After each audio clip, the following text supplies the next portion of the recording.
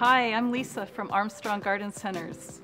Waterwise gardens can happen anywhere. One smart way to incorporate more color or unique Waterwise plants is to use containers. Today I'm going to show you several great ideas. Let's get started. The first step for creating a Waterwise container garden is to choose the right pot. Here I've selected a glazed pot. The reason for that is the glaze slows down the evaporation, it holds in the water longer, which is going to mean less watering for you. If you need a lightweight pot, you can use plastic or fiberglass, which will also retain moisture. Avoid using unglazed terracotta, concrete, or pulp pots.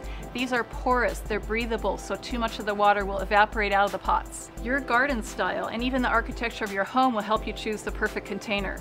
I like this one for my main event. Now that we've selected our pot, let's go on and prep our soil. Containers create a special environment that can really bake the roots of your plants, so it's very important to prep the soil first before you start planting your container. Remember to use a keeper stopper over each hole in your pot. It keeps the soil from falling out the hole every time you water. You're also going to want to use the soil moist granules. These retain water, so you're going to end up watering less. Put the potting soil into the container. Don't fill it all the way because you want to remember to add the soil moist and work that through all of the potting mix. You're going to want to keep adding soil and compressing it a little bit gently into the bottom of the pot until you're about halfway full.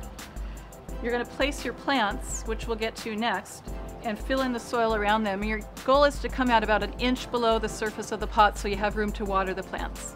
Next, you want to give your plants the best start with the Sure Start organic starter fertilizer. This is the one that stimulates the roots to grow, which is the first thing you want to have grow, and then the plant can have a stronger top growth because they've got a better root system. Mix this evenly throughout the soil in the pot. Now that our soil mix is ready, we're ready to dig the holes for the plants.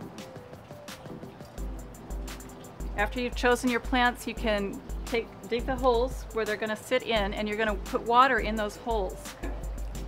This is going to moisten the soil where the roots are going to be, and it's going to make it so much easier for the little roots to penetrate the soil and stay healthy and strong.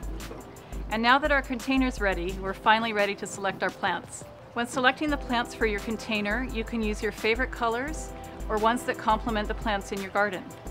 One thing to remember that's going to make your container a success is to choose plants that have the same light and water requirements. One last thing, when selecting your plants, you can keep in mind the simple rule of thrillers, fillers, and spillers. For my thriller, I chose New Look Red Celosia. This is a really dramatic plant. It's very upright. It's got this incredible texture in the flowers, which are like fluffy feathers, and this red foliage.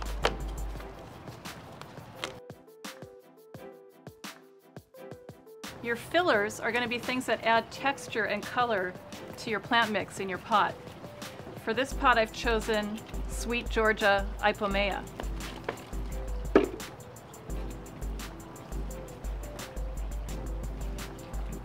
Every pot should have some fillers.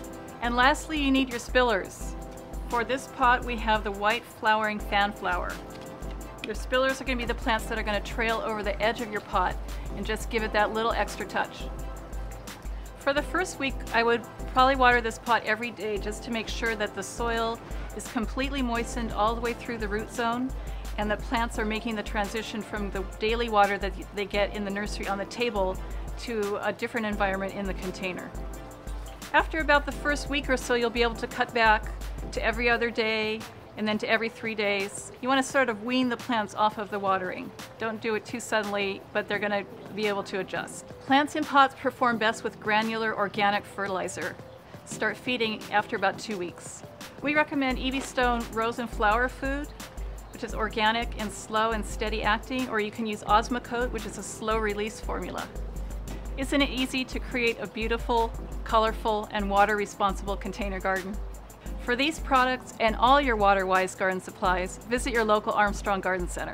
And for more tips and do-it-yourself projects, visit our website at www.armstronggarden.com.